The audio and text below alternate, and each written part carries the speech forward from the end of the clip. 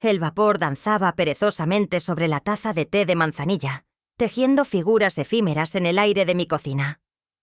Mis manos, aunque algo más lentas con los años, amasaban la masa para unos panecillos de queso. Un ritual matutino que siempre me traía una falsa sensación de paz. Falsa, porque la paz en mi vida era tan esquiva como una mariposa en pleno invierno. Cada fibra de mi ser, cada suspiro, estaba impregnado de una ansiedad latente, una premonición de lo inevitable. Mis hijos, Fernando y Camila, junto a sus respectivas parejas, Isabel y Javier, eran como las mareas. Siempre regresaban, y casi siempre traían consigo una resaca de problemas y peticiones. Podía sentirlo en el aire, en el zumbido de mi nevera, en el trino persistente de los pájaros en el jardín que parecía burlarse de mi quietud. No era una simple intuición, sino la acumulación de décadas de patrones, de un ciclo interminable de dar y ellos de tomar. La memoria me asaltó, trayendo consigo el eco de una risa vacía. El mes pasado, mi cumpleaños 70. Lo había esperado con una mezcla ingenua de esperanza y cautela.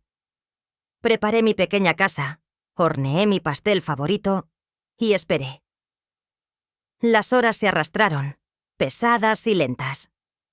El teléfono permaneció mudo, ajeno a mi expectación. Nadie llamó. Nadie vino. Ni un simple mensaje de texto. Al día siguiente, Fernando me envió un audio. «Ay, mami, se nos fue la olla por completo. Isabel y yo estábamos con el proyecto, Camila con el viaje de Javier. 1000 perdones. Prometemos recompensarte». Y, por supuesto, esa compensación nunca llegó. Ni siquiera un simple ramo de flores marchitas. Solo la burla silenciosa de mi propio corazón, que a pesar de todo, aún se atrevía a abrigar expectativas. Fue una puñalada helada, no por el olvido en sí, sino por la indiferencia flagrante que revelaba. La última vez que estuve resfriada, con fiebre alta, llamé a Fernando para pedirle que me comprara unas medicinas. Su respuesta fue un suspiro impaciente. «Mamá, estamos en una reunión importantísima. ¿No puedes pedirle al vecino?» El vecino, don Eduardo, un hombre de 86 años con movilidad reducida, fue quien finalmente me ayudó. Cada uno de esos pequeños incidentes, aparentemente insignificantes, se sumaban a una montaña de evidencia. Yo era, para ellos, poco más que un recurso, una máquina dispensadora de afecto y, sobre todo, de soluciones a sus problemas. Mis propios deseos, mis necesidades, mis dolores, eran invisibles bajo el brillo de sus ambiciones y su egocentrismo.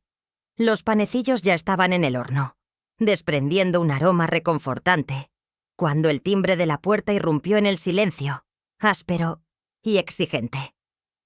Mis hombros se tensaron. Ahí estaban.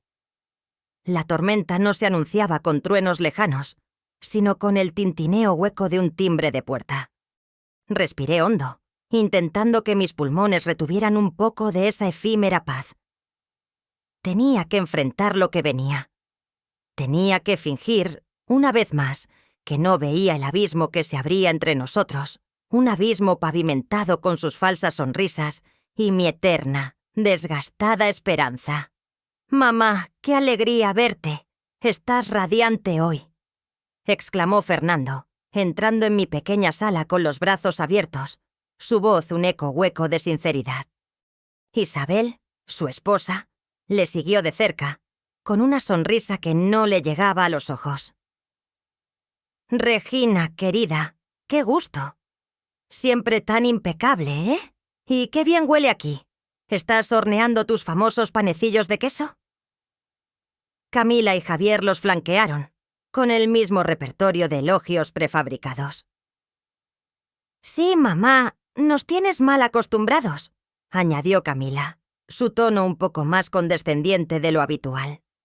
Me esforcé por devolverles una sonrisa genuina, o al menos una que pareciera creíble. «Adelante, pasen».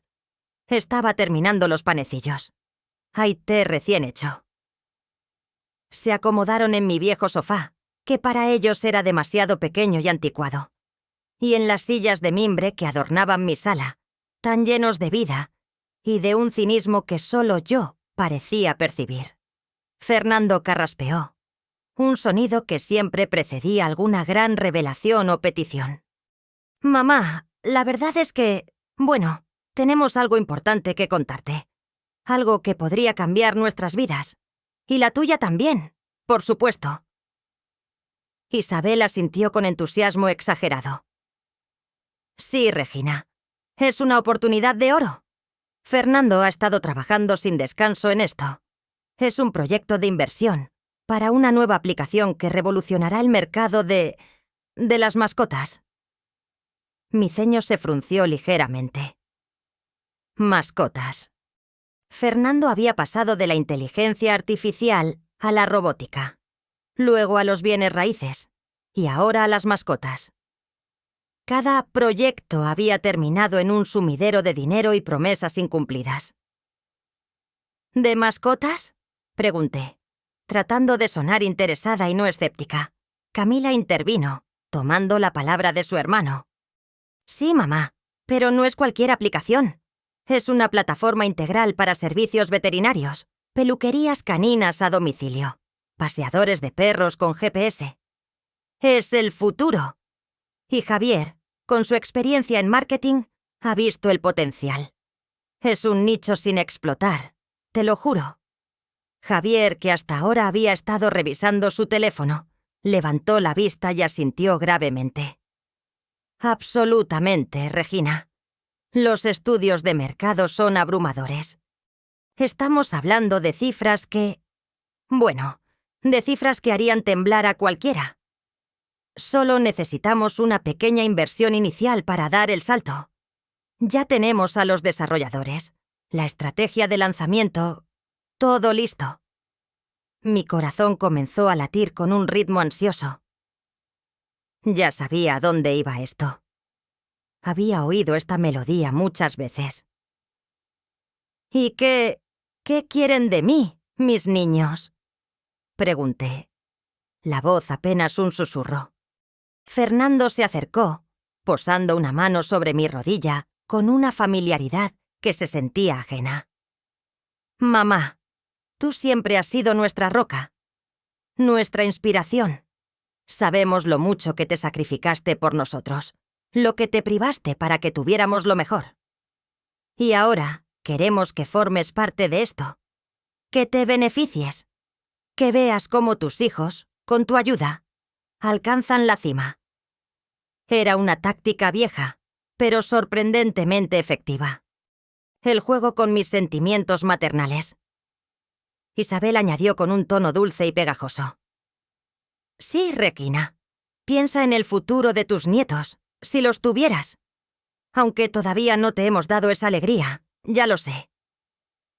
La punzada de culpa que intentaban instigar era palpable.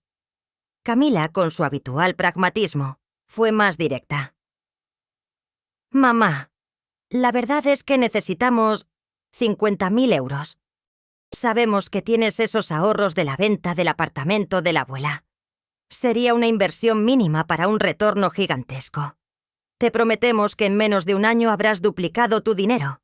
Tendrás una jubilación dorada. 50.000 euros.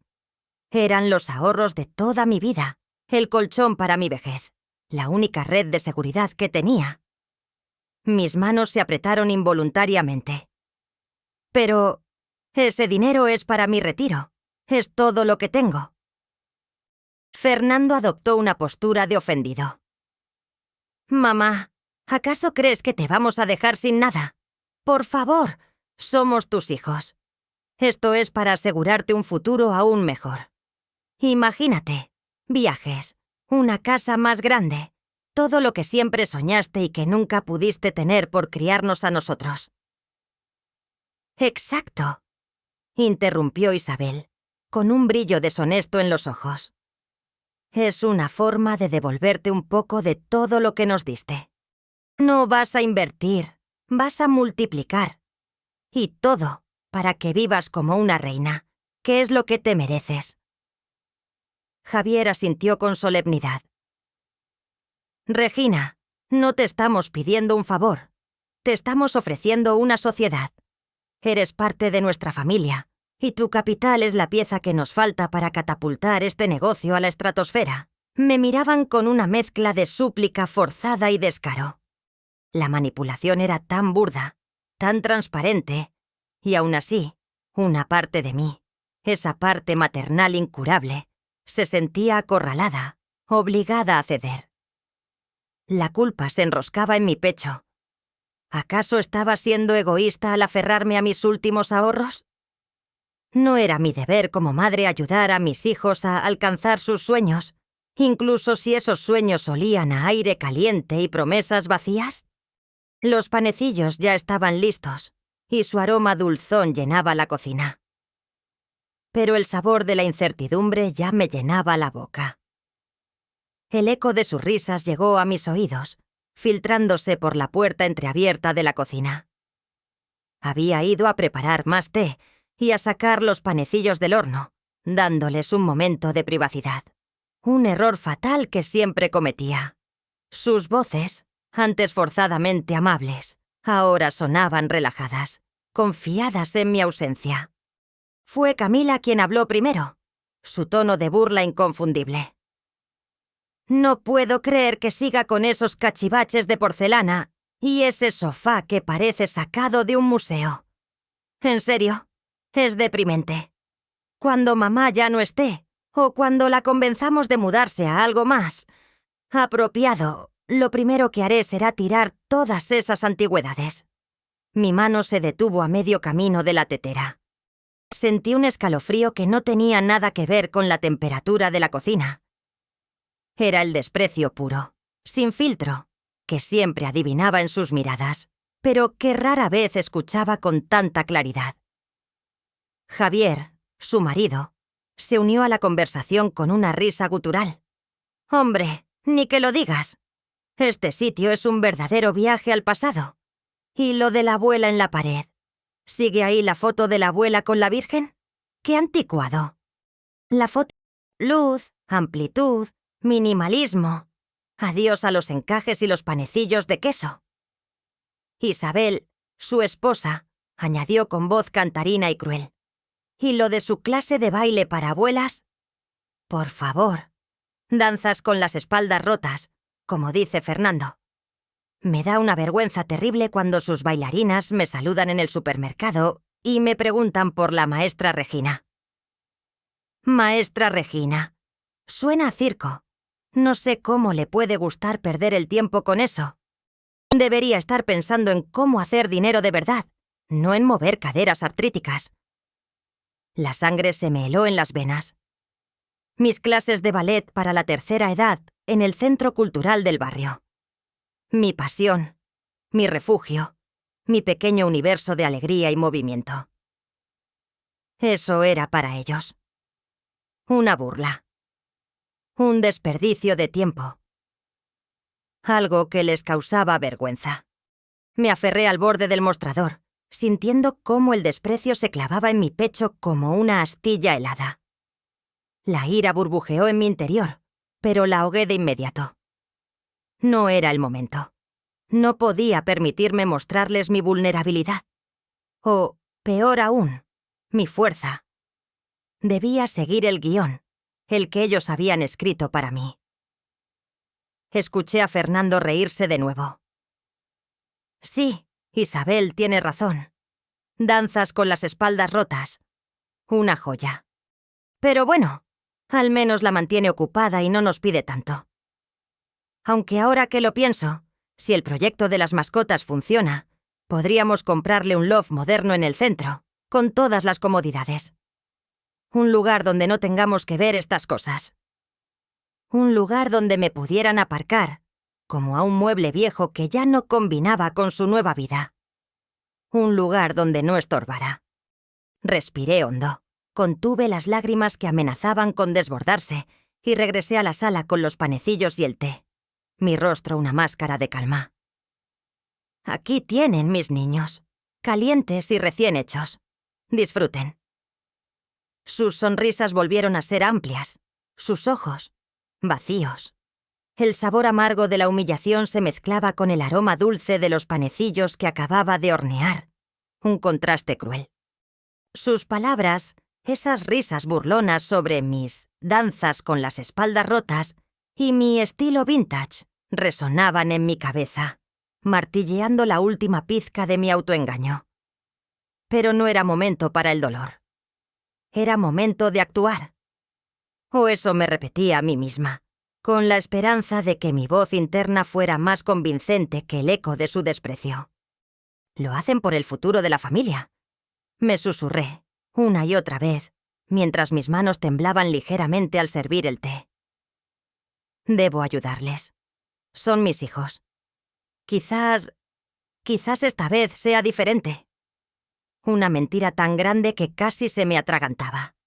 Pero la idea de no ayudar, de no ser la madre abnegada que esperaban, era más aterradora que la perspectiva de perder mis ahorros.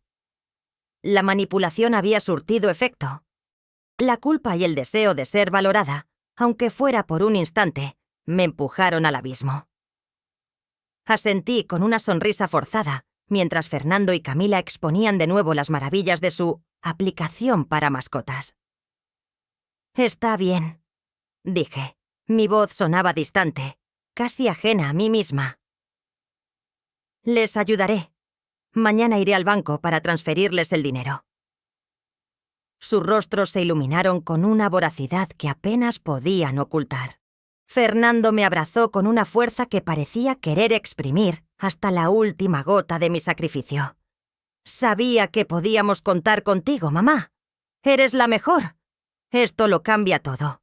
Isabel y Javier se unieron al coro de agradecimientos, su hipocresía envolviéndome como una manta asfixiante. Apenas pude dormir esa noche. La imagen de mi libreta de ahorros, la de mi madre con su rosario, se proyectaba en la oscuridad. Cada euro allí representaba años de sacrificios, de privaciones, de trabajos que no me gustaban, de sueños postergados. Era mi independencia, mi dignidad. Y ahora estaba a punto de entregarla a las fauces de una ilusión vana. Al día siguiente, mi visita al banco fue una procesión silenciosa. Cada paso me acercaba más a la inevitable entrega.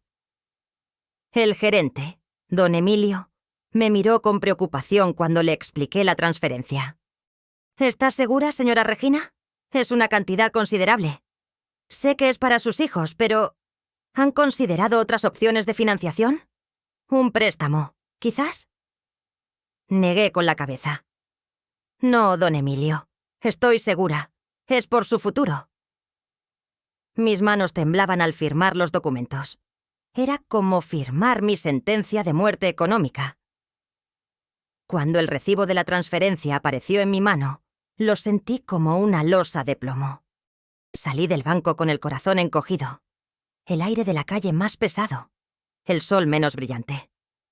Había entregado la última de mis defensas, mi último escudo. Me sentía vacía, despojada. Cuando regresé a casa, la sensación de derrota me embargó, pero no me permití hundirme. Había un evento en el horizonte. Una reunión familiar. Una celebración organizada por Fernando para anunciar su gran proyecto y la inversión inicial que yo les había dado. Sería en un salón elegante del centro, y todos sus amigos influyentes estarían allí. Un evento que, según ellos, sería mi consagración. «Vas a ver cómo todos te admiran, mamá», me había dicho Fernando, con la misma voz meliflua de siempre. «Te presentaremos como nuestra patrocinadora, nuestra inspiración. Será tu noche». La humillación ya me había calado hasta los huesos, pero algo en mi interior se había endurecido. Un fuego frío había comenzado a arder en las profundidades de mi alma. Esta noche sería la noche. La noche de la humillación final. Y aunque la sentía venir con la certeza de un rayo, me preparé con una extraña esperanza. Una esperanza que no era de reconocimiento, sino de algo mucho más oscuro y liberador. Me preparé para el sacrificio, sabiendo que sería el último. El gran salón del Hotel Excelsior resplandecía bajo la luz tenue de los candelabros de cristal, un mar de rostros desconocidos, vestidos con elegancia y exhalando un aire de éxito despreocupado. Mis ojos, acostumbrados a la luz natural de mi pequeño jardín y a la calidez de mi hogar, se sentían abrumados por el brillo del mármol pulido y el murmullo incesante de las conversaciones. Fernando y Camila me habían invitado a la celebración de lanzamiento de su revolucionaria aplicación para mascotas, un evento que sentían la necesidad de publicitar en grande para sus socios e inversores potenciales. Para mí, era una jaula de oro. Había llegado con una mezcla de emociones contradictorias. Por un lado, una persistente y casi patética esperanza de que, quizás esta vez, me valorarán. Que mi sacrificio, el haber entregado los ahorros de toda una vida, les conmoviera lo suficiente como para mostrarme un mínimo de respeto. Soñaba con un momento, un pequeño gesto, una palabra de agradecimiento sincera que me hiciera sentir que todo había valido la pena. Quería creer, con la última fibra de mi fe maternal, que mis hijos eran capaces de ver más allá de mis bienes materiales. Pero la realidad era un espejo cruel. Mi atuendo, aunque escogido con sumo cuidado y amor, era un modesto vestido de lino color lavanda, el mismo que usaba para ocasiones especiales en el centro cultural o para mis pocas salidas al teatro. Era sencillo, elegante en su humildad, y me hacía sentir cómoda. En contraste, el resto de los invitados lucían trajes de diseñador, joyas deslumbrantes y relojes que costaban más que mi casa. Las mujeres desprendían aromas a perfumes carísimos, sus risas sonaban huecas y altaneras. Los hombres, con sus corbatas de seda y sus miradas calculadoras, hablaban de cifras y contactos con una facilidad pasmosa. Me sentía como un objeto fuera de lugar, una pieza de museo que había sido colocada por error en una exposición de arte moderno.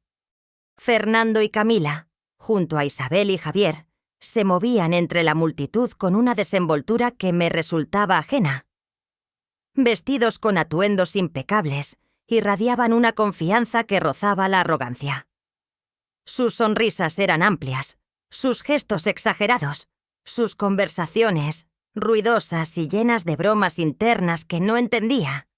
Me habían sentado en una pequeña mesa redonda, algo apartada del centro de la acción, junto a un par de socios de Javier que apenas me dirigieron una mirada.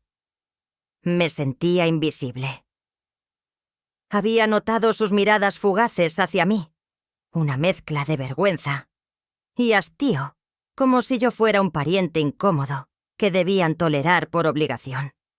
La música me mantuve erguida, con la barbilla ligeramente levantada, intentando proyectar una dignidad que no sentía. Mi mente vagaba hacia mis clases de ballet, hacia el brillo en los ojos de mis abuelas bailarinas cuando lograban un nuevo paso, hacia la alegría genuina que sentía al verlas moverse, libres y sin miedo al juicio. Esa era mi verdadera joya, mi verdadero lujo. Pero aquí, en este salón resplandeciente, era una extraña, una reliquia. Una mujer que había entregado todo por la esperanza de un reconocimiento que nunca llegaría. Los camareros pasaban con bandejas de champán y canapés exóticos. Tomé un sorbo de mi copa de agua mineral, el único lujo que me permití, y observé el espectáculo. La cuenta regresiva había comenzado. El eco de las risas y el murmullo de las conversaciones llenaban el salón. Pero para mí, todo se volvió silencio en el instante en que Fernando tomó el micrófono. Había esperado este momento, no con anticipación, sino con una extraña mezcla de aprensión y resignación. Se subió al pequeño estrado improvisado, flanqueado por Camila, Isabel y Javier, todos con sonrisas idénticas y ensayadas. «Buenas noches a todos», exclamó Fernando, su voz amplificada por los altavoces, llenando cada rincón del vasto salón. Es un honor tenerlos aquí esta noche, en el lanzamiento de lo que será el próximo unicornio tecnológico. Patitas al aire. Hubo aplausos educados, y yo, desde mi mesa apartada, me uní tímidamente.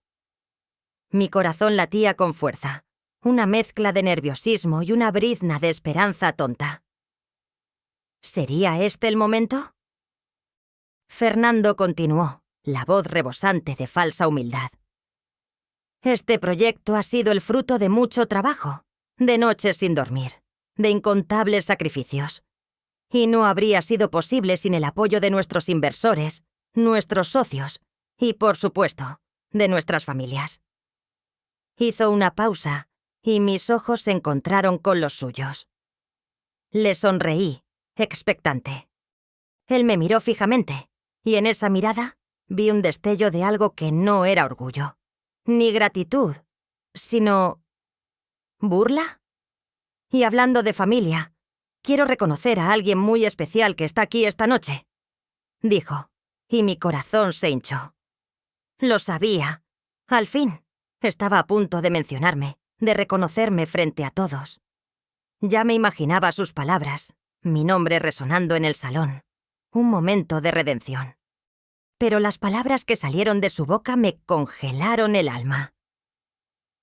Quiero darle un gran aplauso a mi adorable tía abuela, doña Remedios, que a sus 90 años nos sigue dando lecciones de vida y ha viajado desde el pueblo para acompañarnos. Se giró hacia una anciana sentada en la primera fila, que sonrió con dientes postizos y saludó con la mano. La multitud aplaudió efusivamente. Mis músculos se tensaron. No podía ser. La tía abuela Remedios. Ella ni siquiera había contribuido con un céntimo. Me había ignorado por completo. Camila tomó el micrófono, su voz dulce como la miel, pero con un filo oculto. Y también, por supuesto, quiero agradecer a todos nuestros amigos y colegas que nos han apoyado moralmente. Es fundamental tener un buen círculo de influencia, esos que creen en ti incluso cuando tú mismo dudas. Miró a Javier, con un gesto grandilocuente, añadió. Y para aquellos que siempre nos han visto como los soñadores o los idealistas, aquí estamos, demostrando que con visión, perseverancia y el apoyo adecuado, los sueños se hacen realidad. Luego, con una sonrisa maliciosa, añadió en voz baja, pero lo suficientemente alta para que yo lo escuchara desde mi asiento. Algunos, lamentablemente, se quedan anclados en el pasado, con sus danzas con las espaldas rotas, y no entienden que el mundo avanza. Pero nosotros no somos de esos. La frase era una puñalada directa al corazón. Danzas con las espaldas rotas. Mis clases, mi pasión, el objetivo de su burla constante. Sentí cómo el calor me abandonaba el rostro. Me sentí pequeña, ridícula, una mancha en su impecable lienzo. La gente alrededor de mi mesa, que antes había fingido no verme, ahora me miraba con una mezcla de curiosidad y lástima. Uno de los socios de Javier, un hombre corpulento de gafas, me dirigió una mirada inquisitiva, como si intentara descifrar quién era yo y por qué mis propios hijos me ignoraban de esa manera tan evidente. Fernando se despidió del micrófono con un «A disfrutar la noche, amigos», y la música volvió a sonar con fuerza. Se mezclaron entre la multitud, riendo, chocando copas, recibiendo felicitaciones. Ni uno solo de ellos se acercó a mi mesa. Ni una mirada, ni un gesto. Había entregado los ahorros de toda mi vida, mi dignidad, mi esperanza, y a cambio, solo había recibido el desprecio más cruel y público. La humillación me ahogaba. Sentí las lágrimas picar en mis ojos, pero me negué a derramarlas. No les daría esa satisfacción. Este era el punto de no retorno. La línea se había cruzado, La música del salón, antes un eco lejano, se convirtió en un zumbido sordo en mis oídos. El brillo de los candelabros se difuminó. Las caras sonrientes de la multitud se desdibujaron en un borrón indistinguible. En el instante en que Javier pronunció esas palabras, danzas con las espaldas rotas, algo dentro de mí se rompió. Pero no fue un quiebre de dolor o de ofensa. Fue, de alguna manera extraña y profunda, un estallido de liberación. Sentí un clic, un chasquido interno, como una puerta que se cierra para siempre o un mecanismo que finalmente se activa. El dolor punzante, la vergüenza abrasadora, la humillación que me había estado asfixiando, todo eso se disolvió como la niebla al amanecer. En su lugar, una conciencia helada y cristalina comenzó a extenderse por mi ser. Un frío que no era de tristeza, sino de una claridad implacable. Los miré. A Fernando, que se reía y carcajadas con Isabel, ajeno a mi existencia. A Camila, que coqueteaba descaradamente con un posible inversor, su sonrisa falsa y calculada. A Javier, cuya mirada altiva se cruzó fugazmente con la mía, solo para desviarse con desprecio. Y en ese instante, dejaron de ser mis hijos. Dejaron de ser aquellos pequeños seres que había amado incondicionalmente, a quienes había dedicado cada latido de mi corazón, cada gramo de mi energía. Se convirtieron en extraños, en figuras distantes y patéticas, cuya avaricia y crueldad me resultaban ahora transparentes, repulsivas. No sentí ira, no sentí pena, solo una serenidad gélida, una calma absoluta. El resentimiento se había transformado en una determinación fría como el acero. La vieja Regina, la madre abnegada y sumisa, había muerto en ese preciso momento, aplastada bajo el peso de su propia ingenuidad. Y en sus cenizas, algo nuevo, algo más duro y formidable, había nacido. Me levanté. Mis movimientos fueron lentos, deliberados, cada uno de ellos imbuido de una dignidad que ellos nunca podrían arrebatarme. Enderecé mi espalda, esa misma espalda que ellos habían descrito con tanta burla. Mis manos, que antes temblaban por la ansiedad, ahora estaban firmes, mis puños apretados con una fuerza silenciosa. No dije una palabra. No había necesidad. Las palabras eran para los débiles, para los que buscaban piedad o explicación. Yo no buscaba ninguna de las dos. Mi mirada, ahora vacía de toda emoción, se posó una última vez en ellos. No eran conscientes de la tormenta que acababa de desatarse en mi interior. Estaban demasiado absortos en su propia farsa, en su burbuja de vanidad. Pero en esa mirada había una promesa implícita, un juramento que solo yo podía escuchar. Di media vuelta. Lentamente, sin prisas, sin la menor señal de apresuramiento o desesperación. Mis tacones resonaron con un suave repiqueteo sobre el pulido mármol, un ritmo constante que marcaba el compás de mi partida. Los dejé allí, en el centro de su efímero brillo, confundidos por mi repentina y silenciosa retirada, pero demasiado distraídos por sus propios egos como para comprender la magnitud de lo que acababa de ocurrir. La puerta del salón se cerró detrás de mí con un suave clic, sellando el fin de una era y el comienzo de otra. El fénix había alzado el vuelo, y sus alas estaban hechas de hielo y de fuego. El aire frío de la noche me golpeó el rostro al salir del hotel, un contraste bienvenido después del calor sofocante y la hipocresía del salón. Mis pies me llevaron casi automáticamente hacia la calle lateral, donde sabía que Ricardo me estaría esperando. Ricardo, mi viejo socio, mi confidente, el único hombre en quien confiaba plenamente, el único que conocía la verdadera magnitud de mi imperio silencioso. Él había anticipado este momento. Lo habíamos planificado meticulosamente, cada escenario, cada posible traición. La noche no era de tristeza, sino de cumplimiento. Saqué mi teléfono. un modelo discreto y antiguo, y marqué su número. El timbre sonó una sola vez antes de que descolgara. ¿Regina? Su voz grave y calmada llegó a mis oídos. Sí, Ricardo, es la hora. Mi voz era un susurro helado, sin emoción, pero con una firmeza inquebrantable. Al otro lado de la línea hubo una breve pausa, apenas un latido. Sabía que él entendía. No necesitaba más palabras.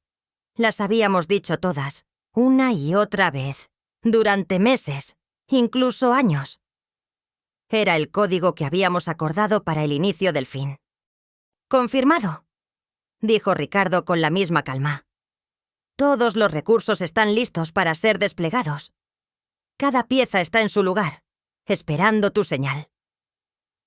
El plan era tan intrincado como un ballet de alta precisión. Y Ricardo era el director de orquesta. Había sido mi sombra, mi estratega silencioso, desde hacía mucho tiempo. Desde el día en que empecé a prepararme para esto, para la inevitable traición que presentía desde hacía años.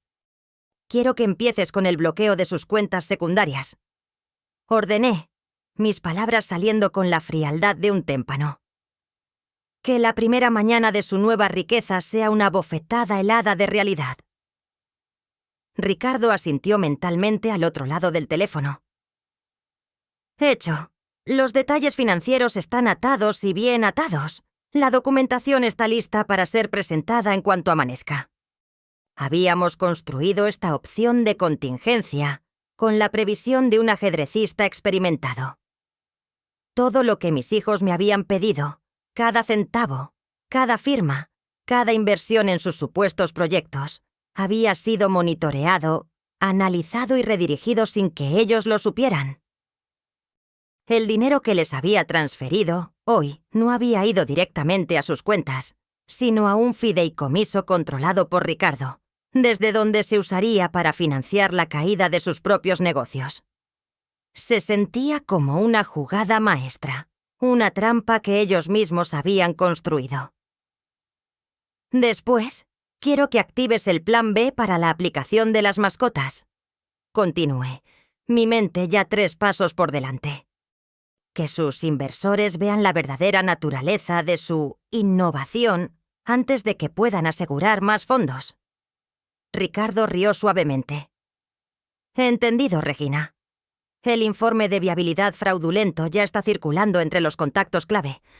Y tengo las grabaciones de sus conversaciones sobre cómo manipularon los estudios de mercado.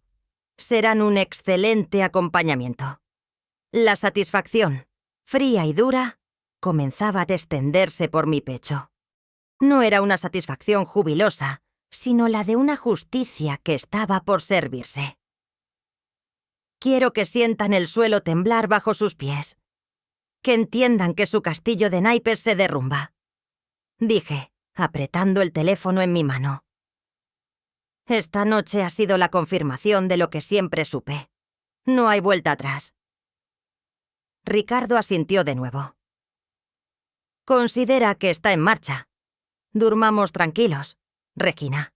El amanecer traerá la tormenta». Colgué. Miré las luces de la ciudad, parpadeando a lo lejos, indiferentes a la batalla que se había iniciado. La vieja Regina había muerto, y la nueva, implacable y fría, estaba lista para la guerra.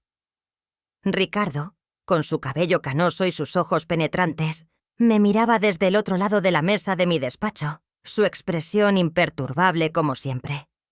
«Entonces, ¿es el momento de que el mundo sepa quién es Regina realmente?», preguntó. Sus palabras un eco de la frase que yo misma había pronunciado. Asentí, y un atisbo de una sonrisa se dibujó en mis labios. Una sonrisa que no había sentido en mucho tiempo. «Es el momento».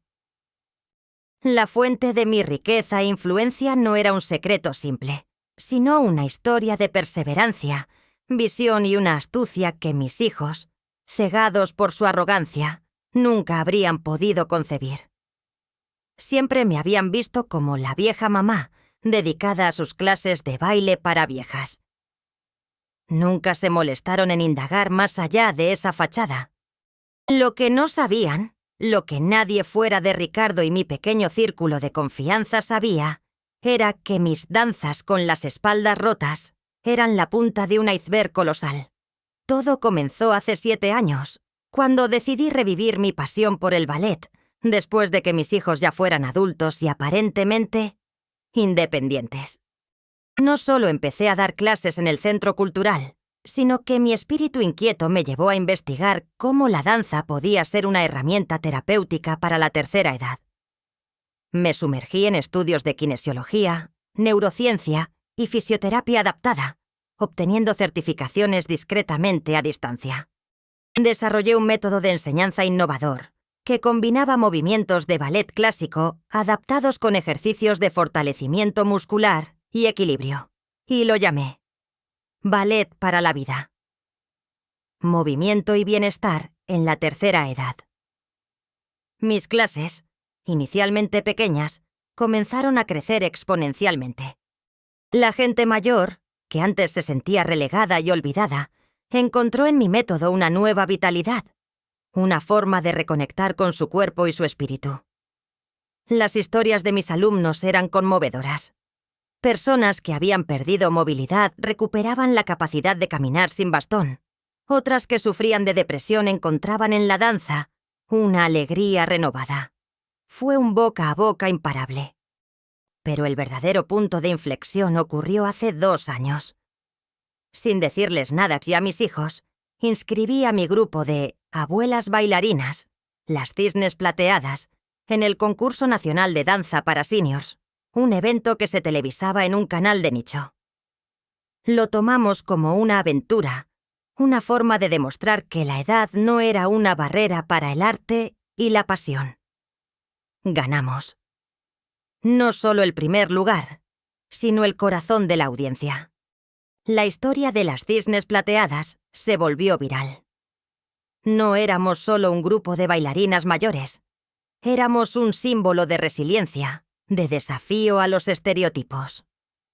La llamada de la producción del programa de televisión más prestigioso del país, El Gran Escenario, no se hizo esperar. Nos invitaron a una gala especial, en horario estelar, para presentar nuestro número. Fue un éxito rotundo. La gente lloraba de emoción, los medios nos elogiaban. Fue un fenómeno. Mis hijos, por supuesto, ni se enteraron. Para ellos era mamá en su cosita de baile. Mi identidad en los medios, sin embargo, la había manejado con astucia. En las entrevistas siempre me presentaba como Maestra Regina, la fundadora de Ballet para la Vida, evitando dar detalles personales o familiares. Mantener mi vida privada separada de mi vida pública fue clave. Tras el éxito televisivo, las oportunidades llovieron. No solo recibimos patrocinios de marcas de bienestar y de seguros médicos, sino que varias editoriales se interesaron en mi método. Publiqué un libro, El arte de envejecer bailando, que se convirtió en un bestseller inesperado. La gente quería mi método, quería mi historia. Los derechos de autor, las conferencias, los talleres, las regalías por el merchandising, mallas especiales para seniors, zapatillas cómodas, etc., comenzaron a generar ingresos sustanciales. Ricardo, mi abogado y amigo de toda la vida, se encargó de toda la gestión financiera y legal. Establecimos empresas, fideicomisos, inversiones diversificadas. La inversión inicial del apartamento de mi abuela, que les había prestado a mis hijos, fue solo una pequeña porción de mi creciente fortuna. Era una fachada. La riqueza fluía a través de canales que mis hijos ni siquiera podían imaginar. Había comprado propiedades, invertido en startups de tecnología de salud, y hasta había adquirido una participación minoritaria en una cadena de centros de bienestar.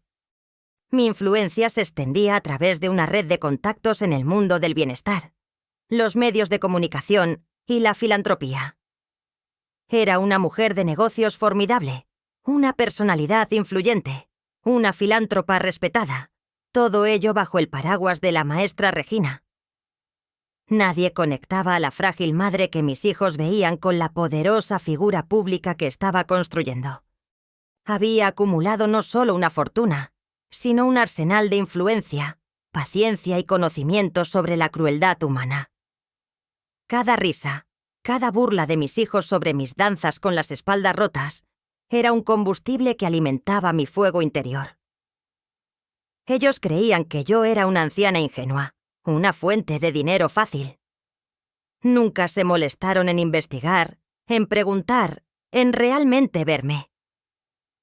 Y ese fue su error fatal. La invención de la aplicación para mascotas es un buen gancho, Ricardo, dije, mi voz sonando con una nueva autoridad. La ironía de que su gran proyecto sea el catalizador de su caída es perfecta.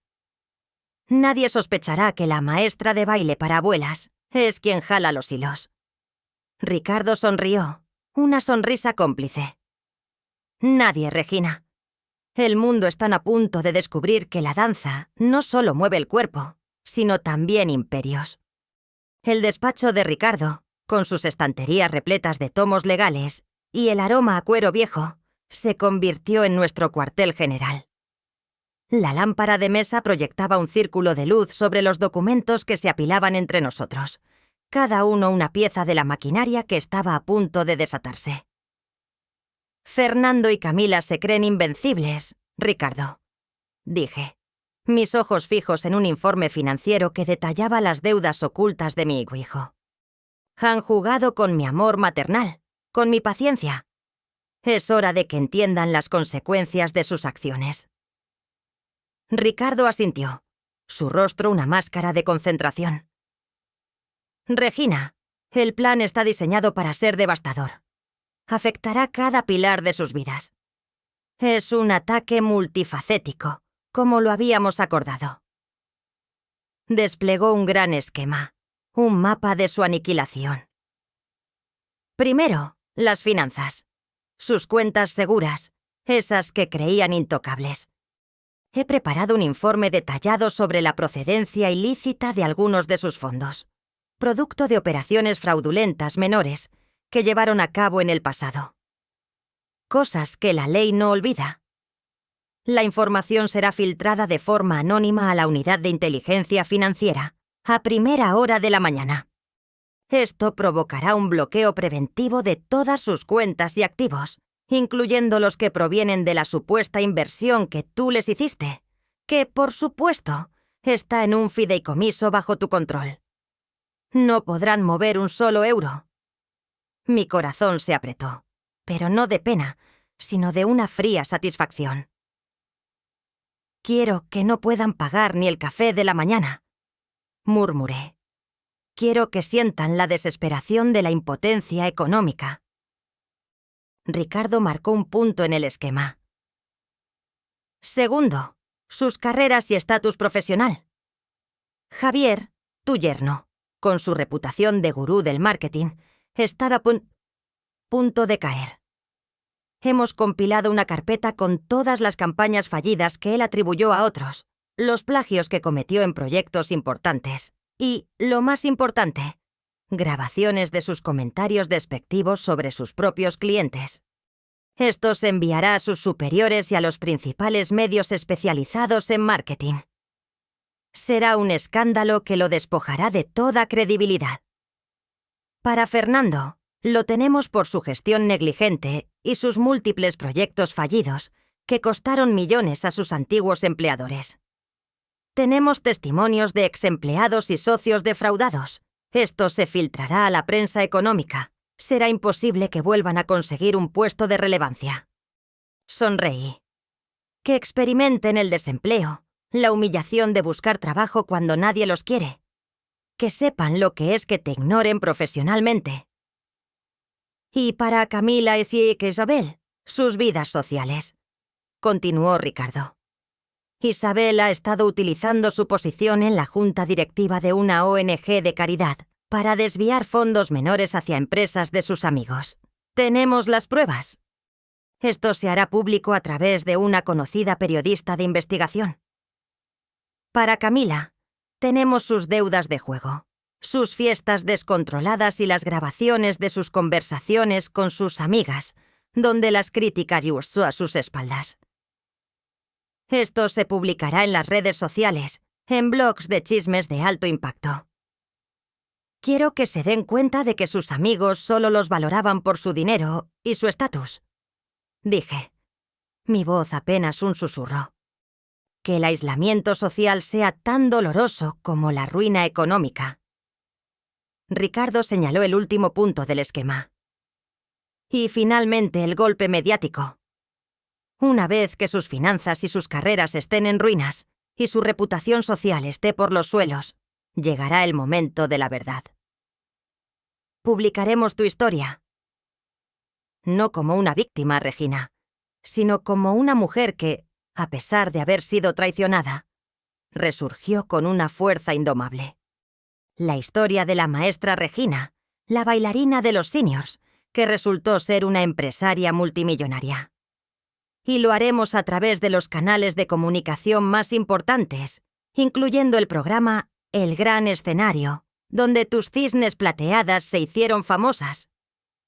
Mis ojos se encontraron con los de Ricardo. No quiero piedad, Ricardo.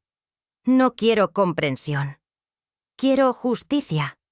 Y quiero que su caída sea un ejemplo. Un recordatorio de que no se juega con la dignidad de una madre. Él asintió lentamente. Regina, el plan es impecable. Cruel, sí, pero impecable. El escenario está listo.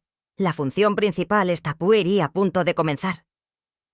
El sol de la mañana se colaba por las rendijas de las persianas, anunciando un nuevo día que para mí era un presagio de triunfo, y para ellos, el inicio del infierno.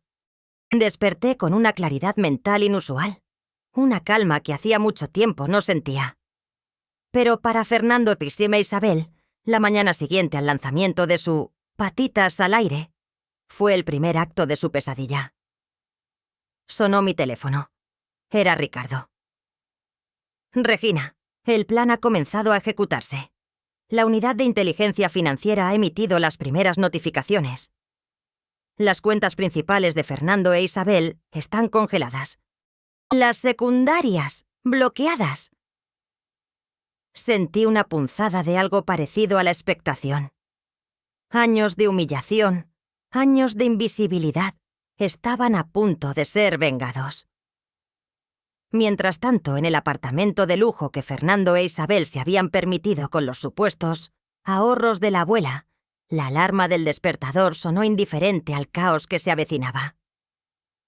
Fernando se estiró perezosamente, bostezando. Isabel, cariño, voy a pedir el desayuno a ese sitio nuevo que probamos ayer. Hoy se celebra el éxito. Isabel asintió, aún medio dormida, mientras se acurrucaba bajo las sábanas de seda. Fernando tomó su teléfono, abrió la aplicación de su banco y se dispuso a realizar el pedido.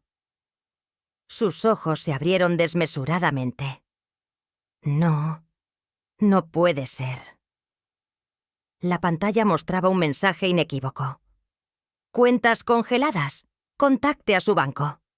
Fernando parpadeó, incrédulo. Intentó de nuevo. El mismo mensaje. Isabel, Isabel, despierta. Nuestras cuentas están bloqueadas. Isabel se incorporó de golpe, el sueño desvaneciéndose en un instante. ¿Qué? ¿Qué dices? Eso es imposible. Acabamos de recibir la transferencia de Regina. Tomó su propio teléfono y revisó sus aplicaciones bancarias. Su rostro palideció. Es verdad. Todas, hasta la de ahorros. No podemos acceder a nada. ¿Qué demonios está pasando? El pánico comenzó a extenderse en la habitación. Esto tiene que ser un error del banco, dijo Fernando intentando sonar seguro, pero su voz ya temblaba. Voy a llamar ahora mismo. No pueden hacernos esto. Tenemos el lanzamiento del siglo. Marcó el número de su gerente de banco, el mismo al que había tratado con condescendencia en innumerables ocasiones. La voz de la gerente sonó fría y oficial. Señor Fernando, sus cuentas han sido congeladas por orden judicial. Hay una investigación en curso relacionada con el origen de algunos fondos y posibles actividades ilícitas. No puedo darle más información. Tendrá que contactar con la unidad de inteligencia financiera. Su abogada ya ha sido notificada. La mandíbula de Fernando cayó. ¿Actividades ilícitas? ¿De qué habla? Esto es un error garrafal. Yo soy Fernando. El de patitas al aire. Tengo un lanzamiento hoy. La gerente colgó sin más explicaciones. Mientras tanto, en la casa de Camila y Javier, la escena era similar. Javier intentaba pagar el café matutino con su tarjeta de crédito. Transacción denegada. La máquina escupió el recibo. Esto es ridículo. Probablemente un fallo de la red. Masculló, intentando de nuevo con otra tarjeta. La misma respuesta. Camila, algo anda mal. Mis tarjetas no funcionan. Camila, que ya estaba en su ordenador revisando los últimos correos del proyecto, abrió su aplicación bancaria. Javier, las cuentas están a cero. No hay nada. Todo está bloqueado. ¿Dónde está el dinero de mamá? Acababa de llegar ayer. Sus voces de pánico se mezclaban. ¿Pero cómo es posible? Esto es una locura. ¿Quién nos ha hecho esto? Gritó Javier, golpeando la mesa con el puño. El brillo de la noche anterior se había desvanecido, reemplazado por la cruda realidad. La ostentación, la arrogancia, todo se desmoronaba ante la imposibilidad de pagar el desayuno. El golpe financiero había sido certero. Habían caído en la primera trampa, y ni siquiera se imaginaban quién había jalado los hilos. La conmoción por el bloqueo de sus cuentas aún resonaba en sus mentes cuando el siguiente golpe llegó. No fue un estruendo, sino un goteo constante que erosionaba sus cimientos profesionales. Fernando fue el primero en sentirlo. Su teléfono vibró con una llamada de su jefe, el influyente señor Benavides, un hombre al que Fernando había admirado y temido por igual. La voz de Benavides era inusualmente fría, carente de su habitual cordialidad. Fernando, necesito que vengas a mi oficina. Ahora mismo. El tono no admitía discusión. Fernando llegó a la espaciosa oficina de su jefe, sintiendo una punzada de ansiedad. Benavides estaba sentado detrás de su imponente escritorio de caoba, con una tableta en sus manos, su rostro serio. Toma asiento, Fernando. Tenemos que hablar. Benavides deslizó la tableta sobre la mesa. En la pantalla, un correo electrónico anónimo con una serie de archivos adjuntos. Fernando, esta mañana recibimos esto. Contiene información bastante comprometedora, relacionada con tus proyectos anteriores, los que abandonaste abruptamente, y algunas, digamos, irregularidades en los reportes de rendimiento. Fernando sintió un nudo en el estómago. Señor Benavides, no sé de qué me habla. Todo lo que he hecho siempre ha sido transparente y conforme a las normas. Esto debe ser un ataque de la competencia. Benavides lo miró fijamente. ¿Un ataque de la competencia? ¿Y la grabación de tu llamada telefónica con el señor Gutiérrez, donde lo culpas por el fracaso del proyecto de robótica, a pesar de que los informes demuestran que el error fue tuyo? ¿Y estos recibos de gastos que no cuadran con tu presupuesto asignado? El rostro de Fernando palideció. Esas eran cosas que creía enterradas, olvidadas. Cosas que solo su círculo más cercano, y en ocasiones, su madre, conocían. ¿Quién había filtrado eso? Fernando, eres un hombre con talento, pero tu historial... Bueno, digamos que tiene algunos puntos oscuros que desconocíamos por completo. Lamentablemente, dada la sensibilidad de tu posición y el impacto que esto podría tener en la reputación de la empresa, hemos tomado una decisión. Estás despedido, con efecto inmediato. El aire se le fue de los pulmones. ¿Despedido? Pero su carrera, construida sobre promesas vacías y la manipulación, se había derrumbado en cuestión de minutos. Para Javier, la situación fue igualmente brutal.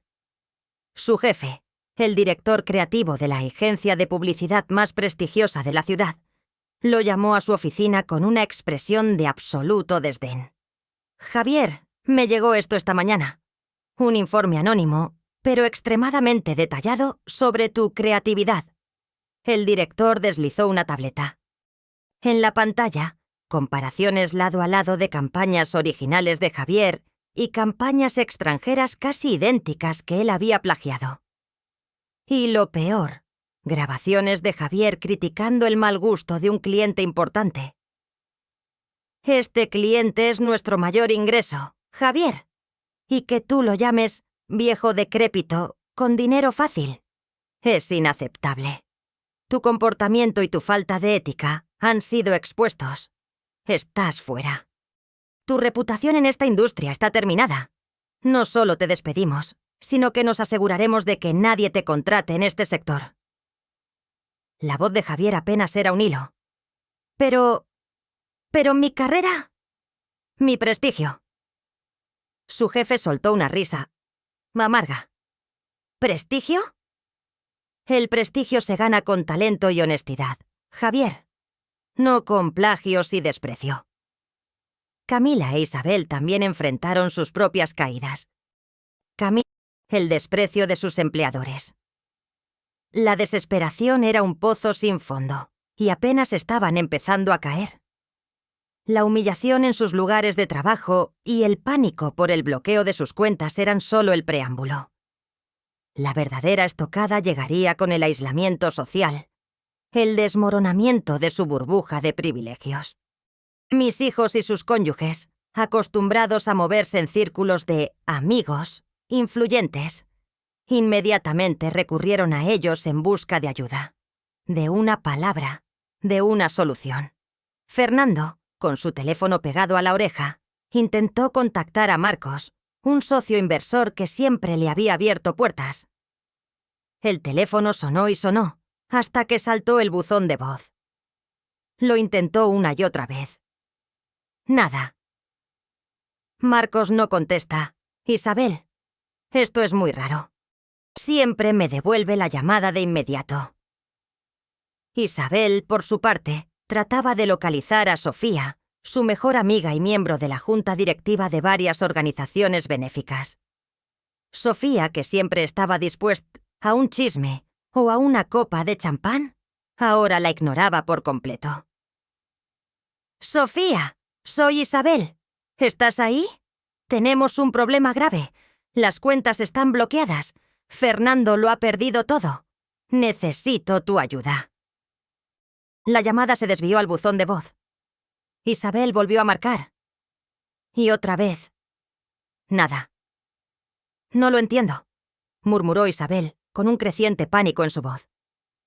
«Sofía nunca me ignora. Nunca. ¿Será que ya se enteró de lo de la ONG?» Camila y Javier estaban en una situación similar. Javier intentaba contactar a su mentor, un gurú de la publicidad que lo había apadrinado. «Señor Méndez, soy Javier. Necesito su consejo. Estoy en un lío enorme. Me despidieron. Mis cuentas». La secretaria del señor Méndez lo interrumpió con una voz gélida. «El señor Méndez no está disponible y le ha pedido que no lo vuelva a llamar. Dice que no tiene nada que hablar con usted». Javier dejó caer el teléfono sobre la mesa, la mandíbula apretada. Esto es una pesadilla». Camila, desesperada, buscó en su agenda a sus amigas de los clubes de playa y los eventos de lujo. Llamó a Valentina, a Lucía, a Andrea. Ninguna respondió. Un par de ellas le enviaron mensajes de texto breves y cortantes. «Lo siento, Camila. Estoy muy ocupada. O quizás en otro momento». La frialdad era palpable, un muro invisible que se levantaba entre ellos y su antiguo círculo. La verdad, dura y despiadada, empezaba a amanecer en sus mentes. Su estatus social, sus amistades, las puertas que se les abrían con tanta facilidad, todo estaba ligado a su dinero y a la percepción de su poder. Sin el brillo de las finanzas y las carreras exitosas, eran insignificantes. Nadie quería asociarse con el fracaso. Nadie quería que el hedor del escándalo los manchara. Se quedaron en sus respectivos apartamentos, mirando sus teléfonos, esperando una llamada que nunca llegó, una invitación que no aparecería, una palabra de consuelo de quienes creían sus aliados. El silencio era ensordecedor. Las risas de la noche anterior, el champán burbujeante, los aplausos vacíos. Todo se había desvanecido. Solo quedaba el eco de su soledad. El aislamiento comenzaba a apretar, una cuerda invisible que los ataba, dejándolos varados en una isla de desolación. La burbuja había estallado. Y el mundo, que antes se les rendía, ahora les daba la espalda. Mi sonrisa se ensanchó un poco. Esto era solo el principio. La calma antes de la tormenta mediática era tensa, casi palpable. Había esperado el momento oportuno, el clímax perfecto para desatar el golpe final. Y ese momento llegó con el programa especial de El Gran Escenario, el mismo que había lanzado a mis cisnes plateadas a la fama. Había negociado con la producción para una entrevista exclusiva sobre mi vida, mi método, mi filosofía de vida. Ellos no sabían la verdadera bomba que estaba a punto de soltar. Con la ayuda de Ricardo, el plan se ejecutó con precisión quirúrgica. Justo una hora antes de la emisión del programa en horario estelar, mis redes sociales, que yo había mantenido discretas y profesionales, de repente cobraron vida. Una serie de publicaciones programadas se lanzaron al ciberespacio, golpeando con la fuerza de un tsunami. Eran pruebas irrefutables. La primera publicación fue un audio, una grabación de Fernando y Camila en mi sala, el día que me pidieron el dinero, con sus risas y comentarios despectivos sobre mis danzas con las espaldas rotas y mi casa anticuada. Maestra Regina, la fundadora de Ballet para la Vida, expone la crueldad y avaricia de sus propios hijos, decía el titular que acompañaba el audio. La voz de Camila, clara y burlona. Maestra Regina. Suena a circo. No sé cómo le puede gustar perder el tiempo con eso. Debería estar pensando en cómo hacer dinero de verdad, no en mover caderas artríticas. Y la de Fernando, con su risa condescendiente. Sí, Isabel tiene razón. Danzas con las espaldas rotas. Una joya. Pero bueno, al menos la mantiene ocupada y no nos pide tanto. La gente que me conocía como la maestra Regina se escandalizó. La indignación comenzó allí a extenderse como un reguero de pólvora. Luego, una serie de capturas de pantalla de conversaciones de WhatsApp de Isabel, donde se burlaba de la ingenuidad de la vieja Regina por darle sus ahorros para el proyecto de mascotas. E incluso planeaba cómo gastarían ese dinero en un nuevo coche o en un viaje de lujo. La nuera de la maestra Regina, Isabel, se burla de la generosidad de su suegra y revela sus planes de derroche. Decía el texto. Una de las frases más condenatorias decía: «Esta vieja se lo ha creído todo. Piensa que es una inversión. Ja, ja, ja, ja. Pobre. Con esos 50.000 nos compramos el SUV que quiero». Y no se detuvo ahí. Un video corto, editado con maestría por el equipo de Ricardo, mostraba fragmentos de la celebración de Fernando. Se les veía a ellos ignorándome, riéndose, el famoso momento de la tía abuela Remedios. La escena de mi partida silenciosa, grabada discretamente por una cámara oculta, añadía un dramatismo desgarrador. Humillación pública. La maestra Regina es ignorada y ridiculizada por sus hijos en su propio evento. Los comentarios en mis publicaciones explotaron. De miles pasaron a decenas de miles. La noticia se volvió viral en cuestión de minutos. Los principales medios de comunicación, los programas de farándula, los noticieros, las emisoras de radio. Todos recogieron la historia. Escándalo familiar sacude el mundo del bienestar. La maestra Regina revela la verdad detrás de su aparente docilidad. Las cadenas de televisión interrumpieron sus programas regulares con flashes informativos. Mi nombre, antes asociado solo con la danza y el envejecimiento activo, ahora era sinónimo de traición y venganza. Mis hijos, que habían buscado el anonimato en su desprecio, de repente se vieron expuestos, sus nombres y rostros en todas las pantallas, asociados a la crueldad. Las redes sociales ardían. La gente se dividía entre la incredulidad y la furia. Pobre mujer, qué hijos tan desalmados. Que les caiga todo el peso de la ley. Karma instantáneo. El odio que se derramaba sobre ellos era palpable. Tsunami digital. Y todo esto, mientras yo me preparaba para la entrevista en vivo, la culminación de mi plan. La explosión mediática fue solo el principio. Lo que siguió fue el juicio social. Una marea imparable de indignación que se abatió sobre Fernando, Camila, Isabel y Javier. Sus perfiles en redes sociales, antes vitrinas de sus vidas glamurosas, se transformaron en campos de batalla virtuales. Los comentarios de odio se multiplicaron por miles, cada uno más hiriente que el anterior. Un reflejo del asco y la furia de una sociedad que había encontrado en su historia el epítome de la ingratitud y la avaricia. En la cuenta de Instagram de Fernando, junto a una foto de su último viaje a la nieve, se leía: hipócrita.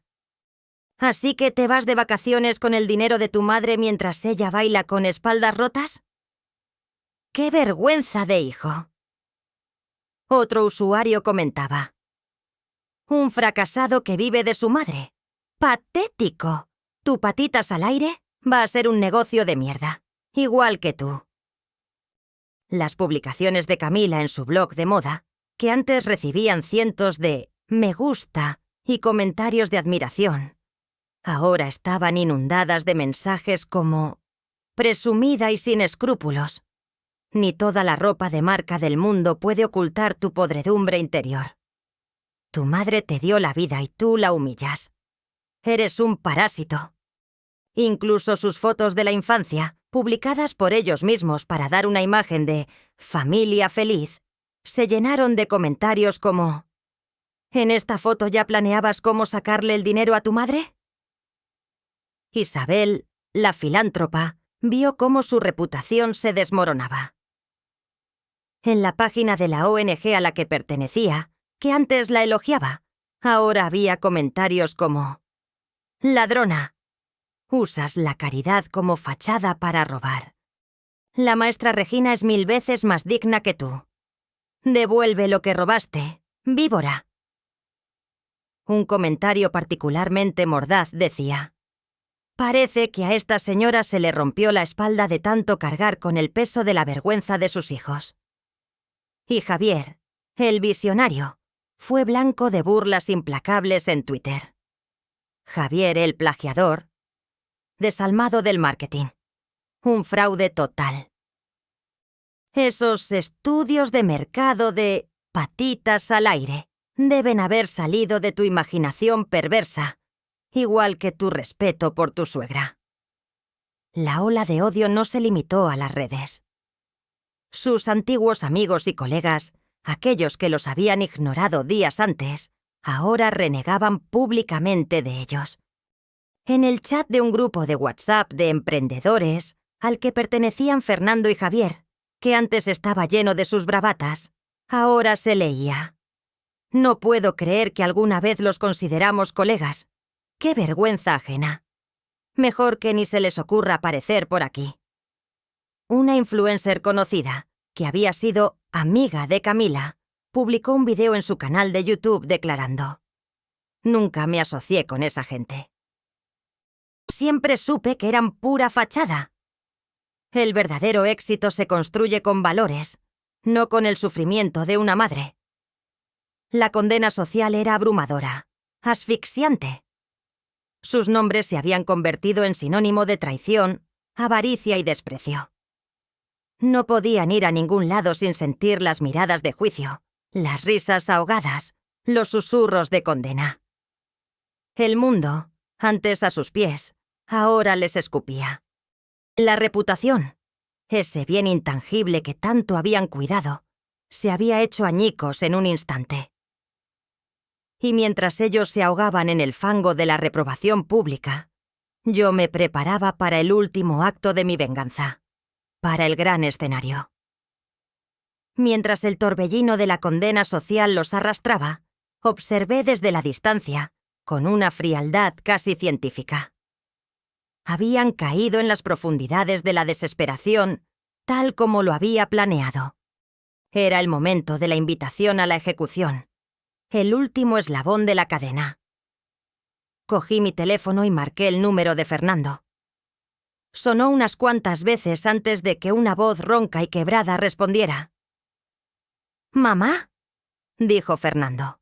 Su voz sonaba irreconocible, marcada por la angustia y el insomnio. Era la primera vez que me llamaba en días, no para pedirme algo, sino con un atisbo de temor. «Fernando», dije, mi voz serena y sin inflexiones, cada palabra elegida con precisión. «Necesitamos hablar. Tú, Camila, Isabel y Javier. Los 4. Hubo un silencio pesado al otro lado de la línea. «¿Hablar? ¿De qué, mamá? ¿De todo esto que está pasando? Nos estás destrozando. No entendemos por qué nos haces esto». Su voz se quebró al final, una mezcla de súplica y acusación. «No es una discusión, Fernando. Es una reunión. Estoy dispuesta a escucharlos. Una última vez. Quiero que me expliquen por qué hicieron lo que hicieron». Fingí un atisbo de apertura, una pequeña rendija de esperanza que ellos, desesperados, no dudarían en atravesar. «¿Escucharnos? ¿De verdad?», preguntó Fernando, con un hilo de esperanza en su voz. «Sí, pero será en un lugar neutral, un lugar donde podamos tener una conversación civilizada y sin interrupciones, un lugar que convenga pues sí y todos». No les di oportunidad de réplica. «Los espero mañana al mediodía, en los estudios de televisión de El Gran Escenario. Sala de reuniones A, 3er piso. Estén a tiempo». Y colgué antes de que pudieran protestar o preguntar. Sabía que la mención de los estudios de televisión no los asustaría. Para ellos, esos estudios eran el epítome del éxito, del brillo mediático al que siempre aspiraban.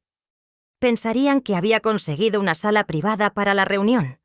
Quizás incluso que querría disculparme, o, peor aún para ellos, negociar. La desesperación los llevaría directamente a mi trampa. El anzuelo estaba puesto. La carnada era la promesa de una última oportunidad para justificarse, para salvar lo poco que les quedaba. Era la invitación a su propio juicio final. Y yo, Regina, la maestra de baile para abuelas, sería la jueza, el verdugo y el público. El escenario estaba listo, las luces a punto de encenderse. La ejecución, en vivo. El taxi se detuvo frente a los imponentes estudios de televisión de El Gran Escenario. Fernando, Camila, Isabel y Javier descendieron. Sus rostros pálidos y ojerosos, marcados por las últimas semanas de insomnio y humillación pública. Habían intentado vanamente reconstruir lo poco que les quedaba de sus vidas. La desesperación era palpable en el aire alrededor de ellos. «¿Estás segura de que es aquí, mamá?», preguntó Fernando, su voz apenas un susurro, mientras miraban el majestuoso edificio. «Sí, Fernando. Sala de reuniones A, 3er piso. Los estoy esperando», respondí con calma desde la entrada, donde ya los esperaba, impecable en un traje de seda de color esmeralda, mi cabello recogido en un moño bajo y elegante. Mi semblante era el de una reina, serena y majestuosa. Caminaron a mi lado por los pasillos, el sonido de sus pasos reverberando en el silencio. El interior del estudio era un laberinto de cables, cámaras y luces. Un mundo que ellos soñaban con conquistar, pero que ahora se convertiría en su tumba. Al llegar al tercer piso, en lugar de una pequeña sala de reuniones, un gigantesco estudio de televisión se abrió ante sus ojos, inundado por la potente luz de los focos. Allí estaba todo. Un imponente set de talk show, un público numeroso ya sentado en las gradas, y un panel de periodistas y cámaras apuntando directamente hacia el escenario. En el centro, el presentador estrella, Carlos Morales, conocido por su incisiva capacidad de entrevista, me esperaba de pie. Mi asiento estaba reservado a su lado. Los ojos de mis hijos y sus cónyuges se abrieron con un horror inconfundible. Sus mandíbulas cayeron. Era una trampa. Una trampa televisada, pública, sin escapatoria. No, no puede ser, balbuceó Isabel, su voz un gemido. Fernando intentó dar media vuelta, pero 2 guardias de seguridad discretos, pero fornidos, aparecieron en las puertas laterales, bloqueando cualquier intento de escape. Camila se llevó las manos a la boca, sus ojos llenos de terror. Javier se quedó inmóvil, su rostro un cuadro de pánico absoluto. «Bienvenidos, mis niños», dije, mi voz tranquila, resonando en el vasto estudio. «Espero que estén cómodos. Tenemos mucho de qué hablar, y mucho público que está deseoso de escuchar». No era una sala de reuniones. Era un tribunal público, transmitido en vivo a millones de hogares. El horror en sus rostros era el preludio perfecto para el espectáculo que estaba a punto de comenzar. Les indiqué sus asientos, 2 sofás separados y algo más bajos que el mío, colocados estratégicamente para que su incomodidad fuera evidente ante las cámaras. La humillación ya había comenzado, incluso antes de que se encendiera el primer micrófono. Se sentaron, rígidos y petrificados, sus miradas erráticas, buscando una salida que no existía. Las luces se encendieron con más fuerza. El público guardó silencio, expectante. Carlos Morales sonrió a la cámara. Y yo, Regina, la maestra de las cisnes plateadas, me acomodé en mi asiento, lista para ejecutar mi monólogo final. El show estaba ya a punto de comenzar. Las luces del estudio brillaron con intensidad cegadora, y el rostro de Carlos Morales, el presentador, apareció en las pantallas gigantes detrás de mí. «Bienvenidos a la noche de la verdad», exclamó con su voz grave y resonante. «Hoy tenemos con nosotros a una mujer que ha conmovido a millones, una inspiración para todos, la maestra Regina. Pero esta noche, la maestra Regina no viene aquí a hablarnos de danza, sino de justicia». Se giró hacia mí, y yo miré directamente a la cámara principal, sintiendo el peso de millones de ojos. Fernando, Camila, Isabel y Javier, sentados en los sofás, parecían estatuas de sal, petrificados por el terror. «Buenas noches a todos», comencé, mi voz tranquila, controlada, cada palabra resonando con autoridad en el vasto estudio. «Mi nombre es Regina. Muchos me conocen como la maestra Regina, la fundadora de Ballet para la Vida y la entrenadora de las cisnes plateadas. Algunos otros me conocen como una madre, una abuela, una anciana ingenua quizás». Lancé una mirada gélida a mis hijos y vi cómo se estremecían. Durante años, mis hijos, Fernando y Camila, y sus cónyuges, Isabel y Javier, me han visto como una fuente inagotable de recursos, una mujer a la que podían manipular y despreciar a su antojo. Creían que mi pasión por la danza era una cosa de viejas, una pérdida de tiempo, una vergüenza para ellos. El público enmudeció. Saqué una tableta de la mesita auxiliar y proyecté en las pantallas gigantes el audio de sus burlas. «Escuchen esto. Es una conversación grabada en mi propia casa, el día que me pidieron los ahorros de toda mi vida. La voz de Camila, clara y altanera, llenó el estudio. «Maestra Regina, suena a circo. No sé cómo le puede gustar perder el tiempo con eso. Debería estar pensando en cómo hacer dinero de verdad, no en mover caderas artríticas». «¿Y la de Fernando?» «Sí, Isabel tiene razón. Danzas con las espaldas rotas. Una joya. Pero bueno, al menos la mantiene ocupada y no nos pide tanto». Un murmullo de indignación recorrió el público. Sí, esas son sus palabras. Mis danzas con las espaldas rotas. Esa misma danza que me ha llevado al éxito, a la independencia. Y sí, a la riqueza que ellos nunca se molestaron en reconocer. Una sonrisa amarga se dibujó en mis labios. Mis queridos hijos, hoy quiero contarles la verdad. La verdad sobre mí. Y la verdad sobre la trampa en la que cayeron. Proyecté en las pantallas las portadas de mis libros, las fotos de mis seminarios internacionales, los recortes de prensa que hablaban de mi fundación y mis inversiones en bienestar. Lo que no sabían es que mientras ustedes se burlaban de mi cosa de viejas, yo estaba construyendo un imperio.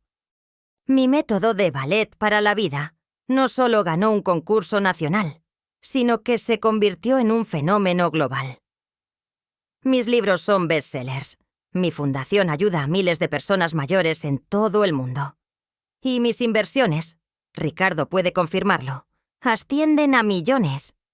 El dinero que ustedes pensaron que me habían arrancado para su fraudulenta aplicación de mascotas, ese dinero nunca fue suyo.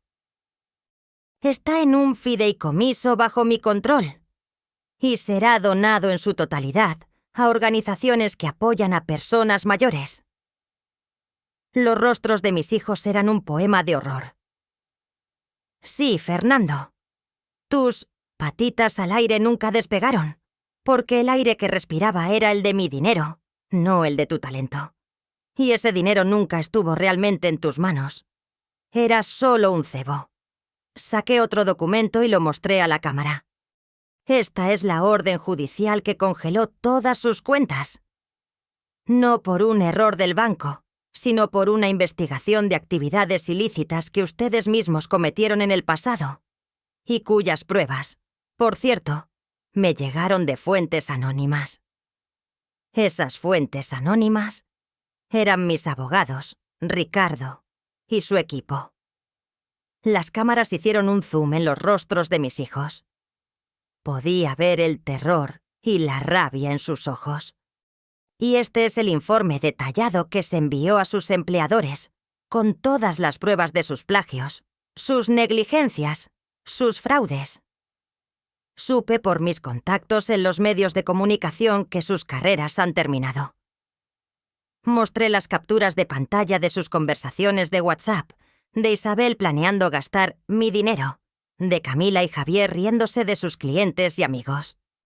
Y esto es solo una pequeña muestra del desprecio que sentían por mí, por su propia sangre, por la mujer que les dio todo. Este es el Javier que despreciaba mi foto de la abuela, la Isabel que planeaba derrochar mi dinero, la Camila que se reía de mis clases. Mi voz se elevó ligeramente.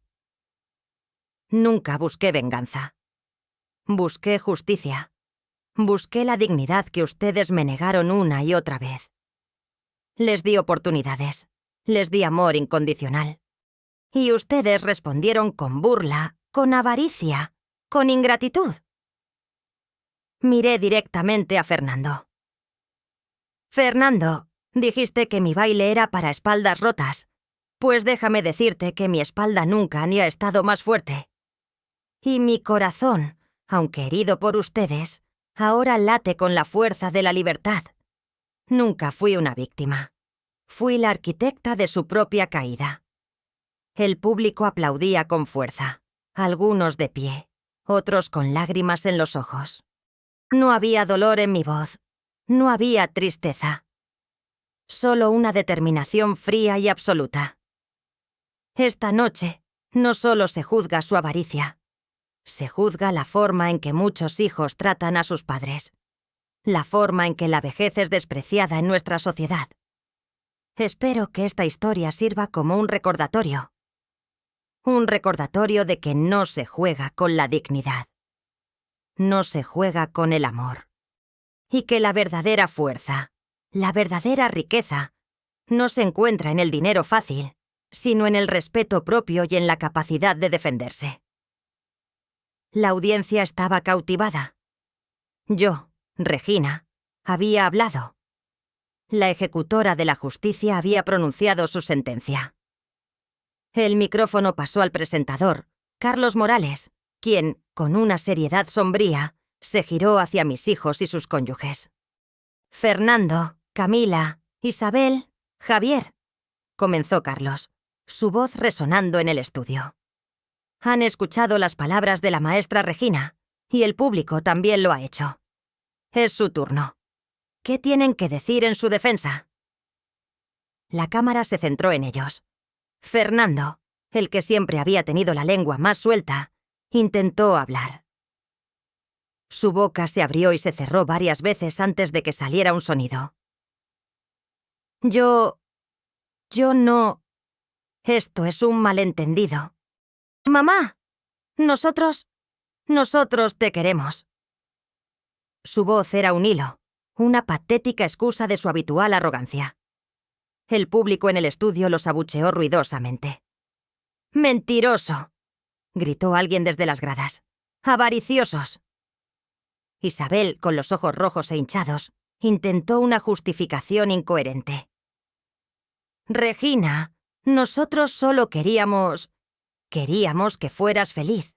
Queríamos que tuvieras lo mejor. Lo de las espaldas rotas era una broma. Una broma de mal gusto, sí, pero una broma. No sabíamos que... No pudo continuar. Las lágrimas le corrían por el rostro, pero no parecían de arrepentimiento, sino de pura desesperación. Camila, que siempre había sido la más fría y calculadora, se levantó a medias, su rostro descompuesto. «Es una exageración. Mamá, no puedes hacernos esto. Somos tu familia. Todo esto es una venganza desmedida. No hemos hecho nada tan malo como para merecer esto». Su voz era un chillido histérico, despojado de toda elegancia. Javier, su marido, se unió al coro, su voz temblorosa. «Sí, es un complot. Ella nos tendió una trampa. Nos ha arruinado por completo. Ella es la verdadera villana aquí». Sus mentiras eran transparentes, sus intentos de justificarse, patéticos. Parecían niños pillados en una travesura, pero sus travesuras habían costado años de sufrimiento a su madre. Carlos Morales levantó una mano para silenciar al público, pero el silencio que siguió fue aún más cruel. Un silencio glacial, cargado de desprecio. Nadie les creía. Sus palabras sonaban huecas, vacías, desprovistas de toda sinceridad. Las pantallas mostraban sus rostros sudorosos, sus ojos desorbitados, su desesperación. Era la ejecución pública que yo había planeado, y ellos, con sus patéticos intentos de autojustificación, solo estaban cavando su propia tumba más profundamente. Yo los observé, mi rostro inexpresivo. No sentía piedad, solo la satisfacción de ver la justicia servida. Era el fin y el comienzo. 6 meses después, el mundo que conocían Fernando, Camila, Isabel y Javier se había desvanecido por completo, reemplazado por una realidad cruda y despiadada. Sus lujosos apartamentos habían sido embargados y vendidos para saldar sus deudas. Fernando, que antes se jactaba de sus contactos en las altas esferas, ahora trabajaba en un lavadero de coches, con un sueldo miserable que apenas le alcanzaba para alquilar una habitación individual en un barrio obrero. Sus manos, antes suaves y acostumbradas a los teclados de ordenadores, ahora estaban agrietadas por el jabón y el agua fría.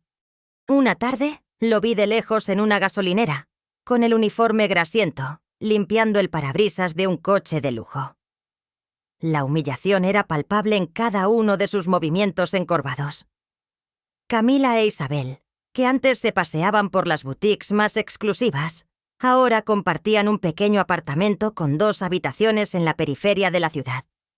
Isabel, la exfilántropa, trabajaba como cajera en un supermercado, sus días llenos de interminables filas de clientes malhumorados. Una vez, la vi en el pasillo de los lácteos, sus ojos vacíos, su maquillaje corrido, empujando un carrito con solo 2 productos básicos. Su antiguo glamour se había desvanecido, reemplazado por el cansancio y la desolación. Camila, la influencer, había intentado sin éxito resurgir en las redes, pero su nombre era tóxico.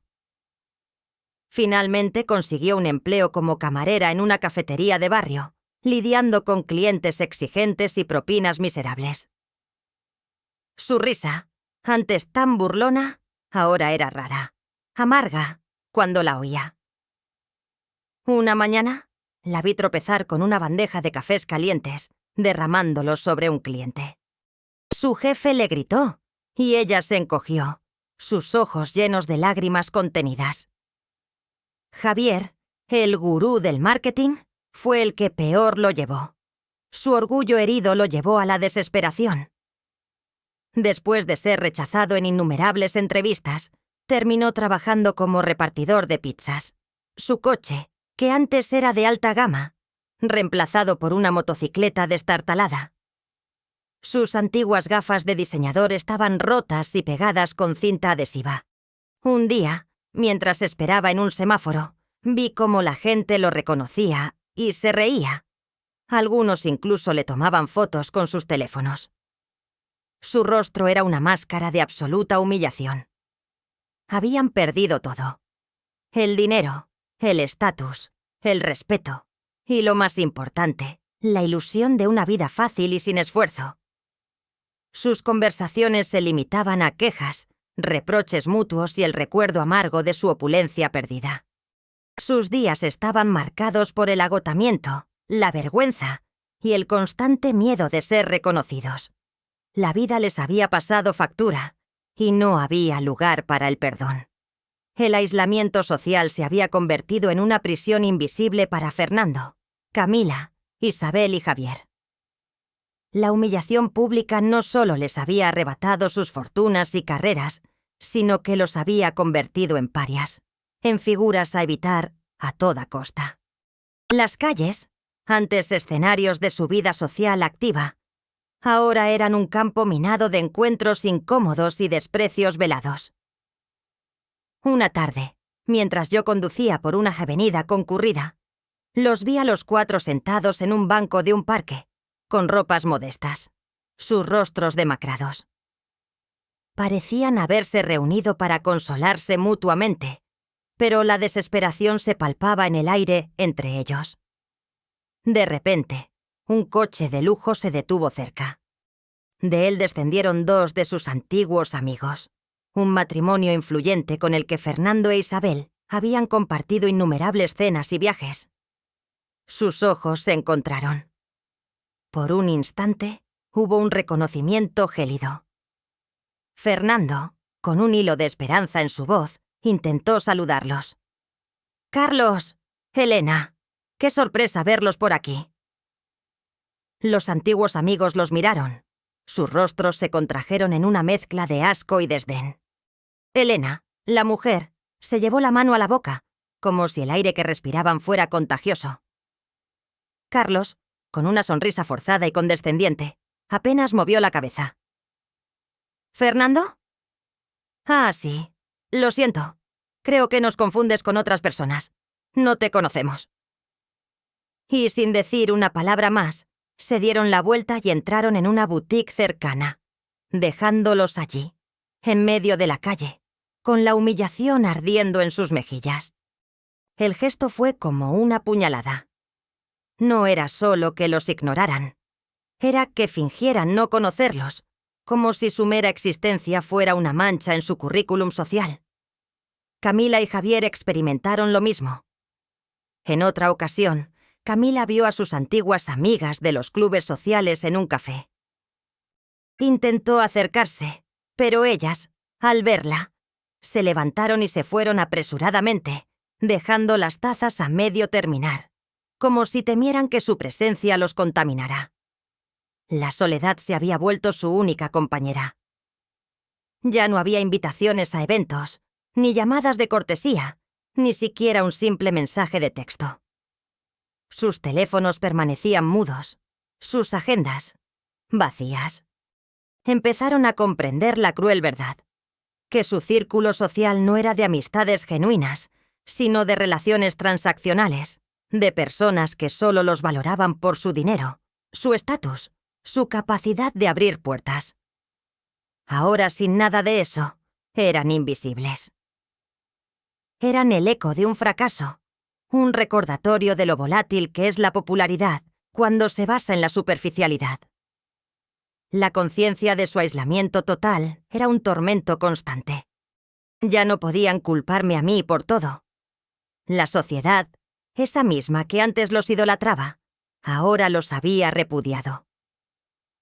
Y en ese espejo de la realidad no veían a una víctima, sino a un reflejo de su propia desalmada superficialidad. Varios meses después, mi vida era un torbellino de actividad y propósito, un triunfo rotundo y sin concesiones. Había ascendido a la cima de mi éxito, no solo profesional, sino como figura pública y filántropa. La maestra Regina ya no era solo la instructora de danza para seniors, era un icono de estilo, de fuerza y de resiliencia. Mi agenda estaba repleta de conferencias, no solo sobre el bienestar en la tercera edad, sino sobre la dignidad, el autorrespeto y la capacidad de las mujeres para reinventarse y defenderse. Mi historia se había convertido en un fenómeno global, un testimonio de que la edad no es una barrera para el empoderamiento. Fundé la Fundación Regina, dedicada a promover la autonomía y el bienestar de los adultos mayores, financiando programas de educación, salud y, por supuesto, danza en comunidades desfavorecidas. Los medios de comunicación me seguían a todas partes, ansiosos por cada palabra, cada gesto. Mi estilo, sencillo pero elegante, con ese toque de bailarina clásica, era imitado y admirado. Incluso mi moño bajo y mis vestidos de lino se convirtieron en tendencia. Escribí un segundo libro, La danza del Fénix, cómo resurgí de las cenizas de la traición, que, por supuesto, se convirtió en un éxito de ventas instantáneo, traducido a varios idiomas. No era un libro de autoayuda sentimental. Era un manifiesto de fuerza, de límites y de la importancia de defenderse cuando te pisotean. El final de la historia de mis hijos era un capítulo que se leía con avidez. La gente quería ver la justicia. No había espacio para el perdón ni para la reconciliación. Mi filosofía era clara. Algunas heridas son demasiado profundas para sanar con un simple «lo siento». El verdadero amor no se nutre de la humillación. La historia se cierra con una noche gloriosa. En una gala benéfica televisada a nivel nacional, recibí el premio al liderazgo y la inspiración por mi labor con la Fundación. El auditorio, repleto de personalidades influyentes, políticos, artistas y miles de mis alumnos y admiradores, me recibió con una ovación de pie. Subí al escenario, mi vestido de seda color perla flotando a mi alrededor, sintiendo el calor de los focos y el peso de mi triunfo. El premio, una hermosa estatuilla de bronce, brillaba en mis manos. Miré a la multitud y en mi discurso no hubo una pizca de amargura, solo la certeza de mi victoria. «Gracias», comencé, mi voz clara y firme, resonando en cada rincón del auditorio. «Gracias por este reconocimiento, pero este premio no es solo para mí. Es para cada persona que ha sido subestimada, despreciada, ignorada. Es para cada padre o madre que ha sido dado por sentado, para cada abuelo que ha sido relegado al olvido». Hice una pausa. mi mirada fija en un punto más allá de las luces, en un futuro donde mi mensaje resonaría aún más fuerte. Durante mucho tiempo, la sociedad nos ha enseñado que el amor filial debe ser incondicional, incluso a costa de nuestra propia dignidad. Que debemos perdonar siempre, que debemos olvidar. Que una madre debe sacrificarse hasta el último aliento por sus hijos, sin esperar nada a cambio. Mis palabras eran un desafío. Yo les digo, no, la dignidad no se negocia. El autorrespeto no es un lujo, es una necesidad. Y la verdadera fortaleza no radica en la capacidad de aguantar el maltrato, sino en la valentía de defenderse, de trazar una línea y de decir, «Basta». La multitud estalló en aplausos. Vi a Ricardo en la primera fila, su rostro rebosante de orgullo. Mi historia es un recordatorio de que no importa la edad, no importa lo que otros piensen de ti o de tus pasiones. Si te mantienes fiel a ti mismo, si cultivas tu espíritu y tu mente, si luchas por tu valor, no hay nada que pueda detenerte. La verdadera riqueza no es el dinero en el banco, sino la paz interior, la integridad y la certeza de que tu vida tiene un propósito. Y ese propósito es mío, y solo mío. Concluí, mi voz llena de una fuerza inquebrantable. No hubo perdón. No habrá reconciliación. Solo un triunfo total e incondicional. La ovación fue ensordecedora, y mientras el público se ponía de pie, yo me sentí completamente libre. Había ganado. No solo la batalla contra mis hijos, sino la guerra por mi propia alma. La maestra Regina había bailado la danza final, y esta vez no había una sola espalda rota. Solo la gloria,